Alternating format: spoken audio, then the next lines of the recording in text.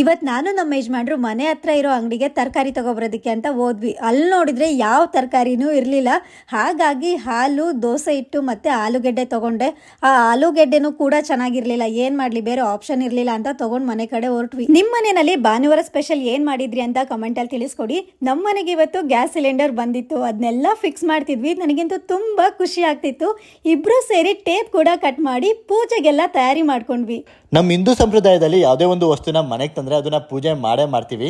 ಅದರಲ್ಲೂ ಕೂಡ ನಾವು ದೇವ್ರನ್ನ ಕಾಣ್ತೀವಿ. ಸೊ ಅದೇ ರೀತಿ ನಾವು ಕೂಡ ಪೂಜೆ ಮಾಡೋದಕ್ಕೆ ಎಲ್ಲ ತಯಾರಿನ ಮಾಡ್ಕೋತಿದ್ದು. ಮೇಡಮ್ ಅವರು ಎಷ್ಟು ಕುಂಕುಮನ ಇಟ್ಟರು ಅಂದರೆ ಗ್ಯಾಸ್ ಸ್ಟವೇ ತುಂಬೋಗಿತ್ತು, ಅಷ್ಟು ಕುಂಕುಮನ ಇಟ್ಟಿದ್ರು. ನಾನು ಚಿಕ್ಕವಳಿದ್ದಾಗ್ಲಿಂದ ಗ್ಯಾಸ್ ಅಂದ್ರೆ ತುಂಬಾನೇ ಭಯ. ಈಗಲೂ ಕೂಡ ಅಷ್ಟೇ ಭಯ ಇದೆ. ಪ್ರತಿಯೊಂದು ಕತ್ತಲೆ ಮನೆಗೂ ಬೆಳಕಿನ ದಾರಿಗಾಗಿ ಒಂದು ಕಿಟಕಿ ಇರುತ್ತದೆ. ಅದೇ ರೀತಿ ನಮ್ಮ ಕಷ್ಟದ ಜೀವನದಲ್ಲೂ ಸುಖದ ದಾರಿಗಾಗಿ ಒಂದು ದಾರಿ ಇದ್ದೇ ಇರುತ್ತದೆ. ಯಾವತ್ತೂ ಕಾಯುತ್ತಾ ಯೋಚಿಸುತ್ತಾ ಕಾಲ ಕಳೆಯಬೇಡಿ.